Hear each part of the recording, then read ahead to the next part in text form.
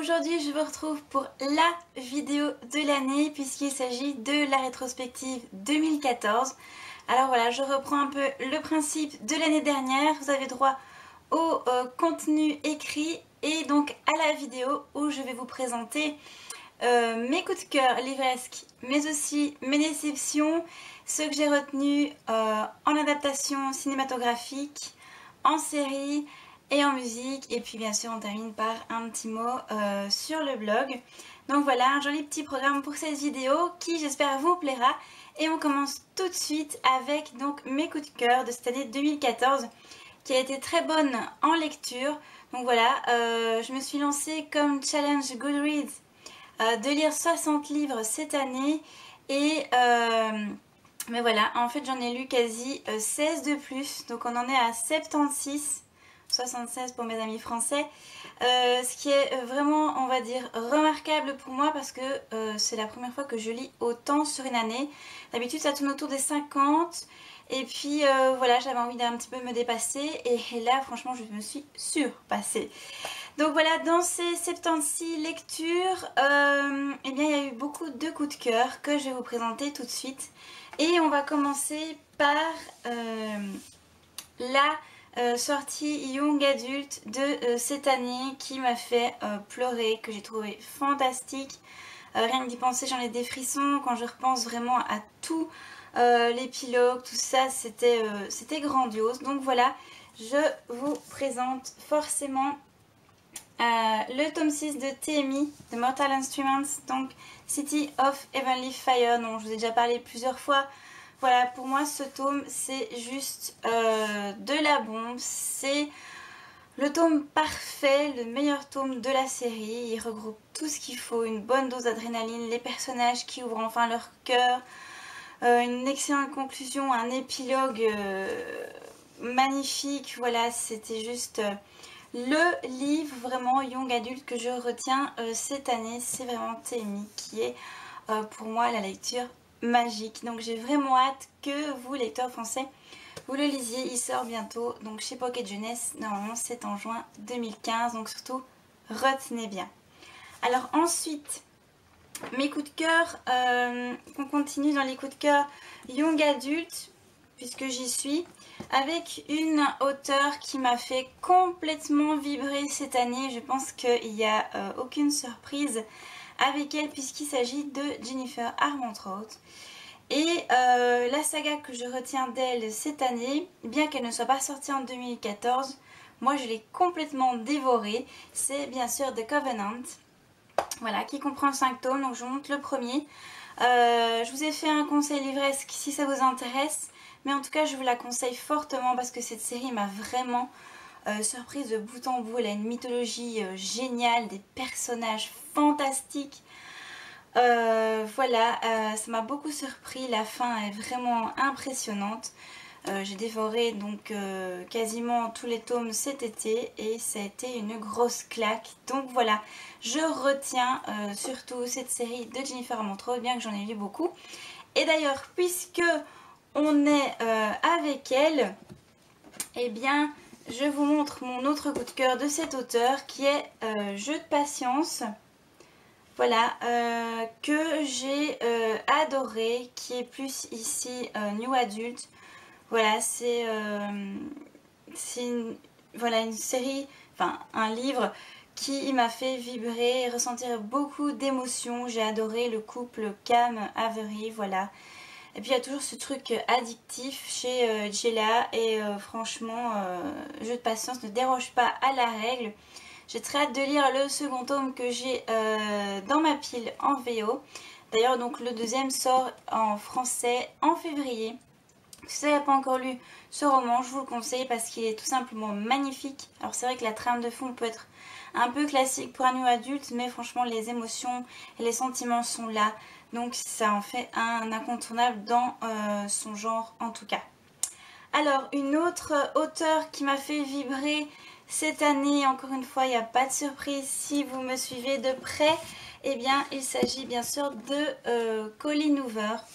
Et je retiens surtout Maybe Someday, voilà, qui m'a fait rêver, qui m'a fait Je trouve plus mes mots parce que je dis toujours ça m'a fait vibrer, mais c'est vrai, finalement tous les coups de cœur me font un peu vibrer, chacun à leur manière, et me transmettre leurs sentiments, et c'est très fort. Et Maybe Someday, j'ai trouvé magnifique parce qu'en plus il y a un univers musical qui s'imbrique dans cette histoire d'amour, qui rend encore plus le livre magnifique, qui donne plus d'ampleur, plus d'émotion. Puis ces personnages, franchement, je les ai adorés, en particulier Rich qui est différent, et franchement il faut le lire pour le découvrir. Donc encore une fois, si ça vous intéresse, il y a un conseil livresque sur ce livre, donc je ne peux que vous encourager à le lire. Elle est franchement dans le même genre, enfin de la même auteure. Il y a aussi à lire Ugly Love, qui m'a complètement bouleversée cet été, que j'ai trouvé phénoménal. Alors c'est vrai, il y a beaucoup de scènes de sexe. Au départ on se demande un peu où on va dans ce roman qui est construit d'une certaine manière. Et puis en fait, quand on découvre la révélation, je vous assure qu'on se prend une sacrée claque. Et alors les larmes ne peuvent que couler parce que c'est intense, c'est très puissant comme lecture. Donc voilà, les deux sorties de Colleen Hoover cette année, elles ont été vraiment phénoménales. Et la bonne nouvelle pour vous, lecteurs français, c'est que Maybe Someday et Ugly Love sortent en 2015 chez Hugo Romance. Donc voilà, vous devez absolument les acheter, c'est carrément un ordre. Voilà. Et enfin, niveau coup de cœur, je le garde pour la fin parce que il m'a beaucoup ému, il m'a beaucoup touché, il m'a un peu poursuivi d'ailleurs. Voilà, j'en ai pas encore beaucoup parlé sur le blog hormis la chronique, mais il s'agit de Love in English de Karina Hall. Voilà, pour moi ça a été une lecture, je m'y attendais pas en fait à cette lecture, je pensais pas du tout vivre autant d'émotions et de sentiments. Ça a été grandiose. Pourtant c'est pas toujours mon genre, puisqu'ici on est dans une lecture vraiment adulte et le sujet n'est pas facile, c'est de l'adultère. Mais ce que j'ai beaucoup aimé dans ce livre, c'est vraiment la manière dont l'auteur traite ce sujet avec brillance et intelligence. Voilà, elle pense aux conséquences de cet amour interdit. Et c'est vraiment beau parce que c'est très crédible aussi. Donc voilà, ce livre m'a un peu tout retourné et m'a beaucoup touchée. D'ailleurs, il y a le séquel Love in Spanish du point de vue de Matteo que j'attends en paperback, qui n'est toujours pas dispo pour la France. Donc voilà, j'attends de le lire parce que pour moi c'était une lecture vraiment magnifique. Donc franchement, si vous avez envie de tenter cet auteur et un style plus adulte, bah, je vous conseille largement Love in English. Alors dans les coups de cœur, voilà, ça c'est vraiment les livres qui m'ont fait rêver cette année, mais il fallait quand même que je vous parle de la saga Shatter Me. Bon là je vous montre le second tome parce que c'est un peu lui qui a déclenché mon intérêt pour la saga. Alors il faut savoir que le premier tome je l'ai lu en 2012, lors de sa sortie en VO. Et lorsque le deuxième est sorti, les avis avaient été mitigés. Donc j'ai laissé ce tome 2 dans ma palle pendant quasi 2 ans. C'est ma binôme qui m'a obligée à le sortir et je me suis pris une sacrée claque. De fait, j'ai donc mangé ce tome et j'ai lu dans la foulée le troisième. Et voilà, je regrette d'avoir attendu aussi longtemps parce que je me suis pris une belle petite claque avec cette série que j'ai adorée. Voilà, je suis Team Warner, moi je vous le dis. Très surprenant, j'aurais même aimé un 4e tome pour avoir plus de réponses, mais bon. Voilà, donc il fallait que je le mentionne. De même que il fallait que je mentionne le dernier tome de la saga Anna and a Fresh Kiss avec Ayla and Happily Ever After, que j'attendais quand même depuis 3 ans. Et cette série ne m'a absolument pas déçue, ce tome a été génialissime, je l'ai dévoré. Donc voilà, ça méritait aussi d'être mentionné parce que voilà, c'était une lecture géniale, j'ai adoré, j'adore cet auteur, j'adore cette trilogie, donc voilà. Et un petit dernier que je voulais aussi mentionner dans les coups de cœur, c'est Eleanor et Park, qui m'a beaucoup émue aussi. C'est une histoire un petit peu différente de ce qu'on lit dans les young adultes. C'est vraiment une pépite, une petite perle ce livre, très touchant. Donc voilà, je ne pouvais que le mentionner aussi. Donc dans toute cette belle lecture, malheureusement il y a eu quelques déceptions, pas des masses. Il y en a certaines que vous connaissez déjà bien, d'autres peut-être pas. Donc celle que vous connaissez déjà bien, c'est forcément le joyau de Amy Ewing dont je vous ai déjà parlé. Voilà, je m'attendais à un univers assez original et en fait j'ai eu l'impression de relire d'autres livres dystopiques. Donc ça manquait d'originalité, mais c'était sympathique jusqu'à ce que la romance s'invite dans ce roman. Et pour moi la romance a fait tout tomber et a rendu le livre peu crédible à mes yeux. Donc je ne sais pas encore si je lirai cette suite. Peut-être à voir, mais donc c'était une déception pour moi malheureusement. De même que, et alors là je lui en veux grandement, le remède mortel, le tome 3 donc de l'épreuve, que moi je qualifierais plutôt de ennui mortel. Voilà, j'ai été vraiment déçue de cette fin. Moi qui avais adoré le tome 1, qui avait adoré le tome 2, je m'attendais à un final épique et j'ai eu n'importe quoi. J'ai eu un héros imbuvable, une intrigue ni queue, sans queue ni tête, une fin trop ouverte dont les explications ne suffisent pas. Bref, je me suis dit tout ça pour ça, alors que l'auteur avait une idée de génie avec son labyrinthe. Voilà, donc pour moi, j'essaie vraiment d'oublier ce troisième tome parce que les deux autres valent largement le coup, mais alors celui-ci pas du tout. Enfin, moi je suis vraiment déçue pour cette trilogie. Je crois que c'est ma plus grande déception de cette année en tout cas. Alors une autre déception que je vous ai parlé un petit peu il n'y a pas si longtemps, c'est Les Brumes d'Avala de Mara Wolf. Voilà, je m'attendais un petit peu à vivre une histoire d'Écosse et de mythologie, vous voyez, il y a quelque chose de mystérieux. Et en fait j'ai eu une histoire d'amour un peu à la toilette, si pas 10 fois pire, avec une héroïne imbuvable et égoïste, un héros qui passe du chaud au froid, et alors une mythologie qui arrive, bam, d'un coup, allez hop, on vous balance toutes les infos, et en fait, notre héroïne avale trop bien les choses. Donc moi j'ai trouvé ce livre très peu crédible, ce qui était vraiment dommage parce qu'il y avait vraiment tous les ingrédients pour passer un moment très intéressant. Donc voilà, c'était une déception. Et alors un tout petit dernier, alors je l'ai bien noté, je lui ai mis que c'était un livre plutôt sympa parce que c'est vrai, c'est un livre sympa, c'est un bon livre. Seulement voilà, on en a fait une éloge monumentale dans les blogueurs qui l'ont lu en VO. C'était bouleversant, c'était épique, c'était... Enfin bref, tous les synonymes de ce genre de mots avaient été utilisés pour décrire ce livre. Donc je m'attendais à une lecture mais bouleversante, poignante, touchante. Et voilà, ben moi j'avais pas ressenti tout ça, donc j'étais déçue pour Aristote et Dante qui découvrent les secrets de l'univers. Voilà, ce livre va sortir en français en 2015. Voilà, pour moi, bah, c'était une petite déception parce que je m'attendais à mieux. Mais voilà, j'ai pas spécialement adhéré au style d'écriture de l'auteur qui tentait de capturer des moments bien précis de la vie de Harry.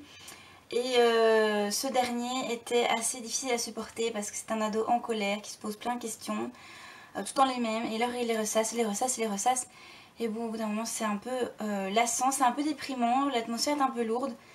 Voilà, heureusement il y avait Dante qui apporte un peu de joie, c'est un personnage qui sait où il va, qui sait qui il est, donc lui j'avais beaucoup apprécié. Et heureusement la fin est très jolie et m'a un peu réconcilié avec le roman.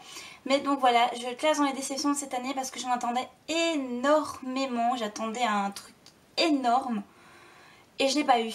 Donc même si je reconnais que ce livre est très bon, très sympa, pour moi il n'a pas eu l'effet escompté, dommage. Voilà pour mes coups de cœur livresques et mes déceptions. Vous voyez, il y en a quand même pas mal à présenter. En tout cas, donc comme je l'ai dit en début de vidéo, c'était une année très riche.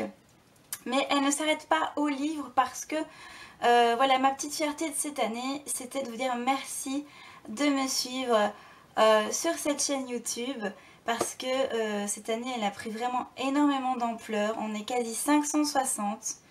Voilà, pour moi c'est énorme parce que tous les jours quelqu'un se rajoute, quelqu'un s'abonne. Donc moi je trouve ça génial, vous êtes de plus en plus nombreux à regarder mes vidéos. Et alors celle qui me rend extrêmement fière, c'est mon petit guide pour lire en VO. Je m'attendais pas du tout à ce que cette vidéo soit autant appréciée, utilisée, regardée. Je m'attendais pas à ce que mes conseils puissent vous aider à vous lancer en VO. Et donc tous les retours que j'ai pu avoir me font extrêmement chaud au cœur. Je suis très très fière de pouvoir vous aider à vous lancer en VO. Voilà, donc il y a eu 1700 vues sur cette vidéo et pour moi c'est tout simplement énorme, donc merci. Et d'ailleurs, pour continuer sur cette bonne lancée, il y aura sans doute une seconde vidéo qui viendra compléter celle-ci pour encore mieux vous lancer en anglais, parce que comme vous le savez, moi j'adore la VO, donc voilà. Si ça peut encore plus vous aider, ben tant mieux, mais en tout cas, merci de votre intérêt pour toutes mes vidéos et vos gentils retours. C'est en tout cas très très motivant. Voilà, ça c'était pour la minute bisounours et fierté. Alors pour la suite, on va faire un petit tour rapide dans tout ce qui est plutôt cinéma, série et musique. Alors dans le cinéma, on a eu Nos étoiles contraires, on a eu Vampire Academy, on a eu Si je reste, on a eu Le Labyrinthe, on a eu Hunger Games. Mais moi, celui que je retiens cette année, c'est Divergente. Voilà, je suis pas une grande fan du livre, pourtant. J'ai bien aimé le premier, j'avais pas spécialement adhéré au deuxième et j'ai pas fini le troisième. Mais voilà, le film, je l'ai adoré. J'ai adoré le jeu d'acteur, j'ai adoré l'univers qui était bien retranscrit, j'ai adoré la musique. Voilà, donc pour moi, c'est une adaptation très très très réussie.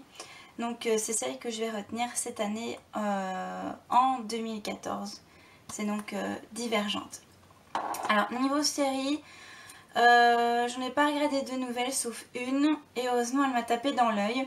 Donc voilà, aussitôt regardé, aussitôt je me suis précipitée sur le roman que je vais vous montrer puisque de toute façon il est aux couleurs des acteurs de la série. C'est bien sûr Outlander. Voilà, que j'ai adoré, les copines en parlaient beaucoup. J'ai regardé au hasard la série, j'ai eu un gros coup de cœur, donc j'ai lu ce premier roman que j'ai tout aussi adoré. Voilà, donc cette série très très fidèle d'ailleurs m'a beaucoup plu et j'attends la suite en avril avec énormément d'impatience. En tout cas, je vous la conseille parce qu'elle est géniale et puis bon, bah il y a Jamie quoi, voilà, ça devrait vous suffire. Alors enfin en musique, vous savez d'habitude je chronique beaucoup d'albums japonais, coréens, etc. Mais bon cette année il n'y avait pas grand chose, donc la seule chose que je retiens c'est la tournée annuelle de Nami Amuro, Feel Tour, que j'ai chroniqué sur le blog. Donc si vous avez envie de voir un peu à quoi ressemble un concert japonais, voilà, c'est une artiste que j'adore et voilà, ce concert m'a vraiment ravie, on passe un excellent moment, donc voilà, c'est le seul que je retiendrai pour la musique asiatique cette année, donc j'espère que 2015 sera un tout petit peu plus riche de ce côté-là. Voilà, sinon que vous dire, niveau blog, graphisme, tout ça, voilà, niveau graphisme j'ai quand même fait 45 créations cette année, quasi 20 commandes graphiques, j'ai fait 8 designs pour le blog. Et en tout cas ça me fait toujours très très plaisir de lire vos commentaires sur les créations, surtout les before after, j'aime bien vous les montrer pour que vous voyez un petit peu le travail qu'il y a derrière. Donc vos retours sont toujours extrêmement importants pour moi et quand je vois que ça vous plaît, ben moi je suis vraiment ravie. De même pour les blogueurs qui me font toujours confiance en me demandant une bannière, ben moi ça me fait toujours très plaisir, même si j'avoue avoir pris beaucoup de retard cette année. Voilà, il y a toujours les petits habitués qui reviennent et ça me fait toujours très très plaisir de contribuer un peu à votre blog en faisant votre design. Donc j'espère continuer sur le même chemin en 2015. Sinon niveau blog, mais moi je voulais tout simplement vous dire merci de me suivre parce que cette année les statistiques ont quasi explosé. Voilà, j'en parle jamais, mais franchement l'intérêt du blog cette année a explosé, comme je l'ai dit, c'était vraiment phénoménal. Maintenant on est à 133 000 visites uniques, il y a eu quasiment 76 000 pages vues donc cette année, voilà, franchement moi je trouve ça énorme pour mon petit blog. Donc merci beaucoup pour votre intérêt, pour les chroniques, pour les vidéos, pour tout, pour la page Facebook, parce que maintenant on est quand même plus de 1900, l'année passée on était à peine 900, donc vous voyez il y a eu 1000 personnes cette année, c'est carrément énorme. Donc, et pour moi c'est très motivant, donc je vous dis merci. Merci beaucoup de me suivre chaque jour dans mes super aventures. Et alors je termine quand même cette vidéo en disant un petit merci aux éditeurs, surtout la collection R, Pocket Jeunesse, Fleuve Édition et Michel Lafon qui est le petit nouveau, pour leur confiance de m'envoyer leurs livres, parce que franchement pour moi c'est un honneur. Et puis j'adore ces collections, j'adore tous ces livres. Donc je me réjouis pour 2015 parce que le programme s'annonce vraiment exceptionnel. Donc voilà, de bonnes chroniques et lectures en perspective. Voilà pour ma petite rétro 2014, j'espère qu'elle vous a plu. En tout cas moi j'ai passé une excellente année livresque avec vous et j'espère que nos aventures continueront en 2015 et qu'on découvre tous ensemble de belles pépites. En tout cas, merci encore de me suivre. N'hésitez pas à me dire ce que vous avez pensé de cette vidéo, de venir me parler de vos coups de cœur, de vos déceptions aussi, c'est toujours très sympa. En attendant, je vous dis à très vite pour d'autres vidéos. Salut!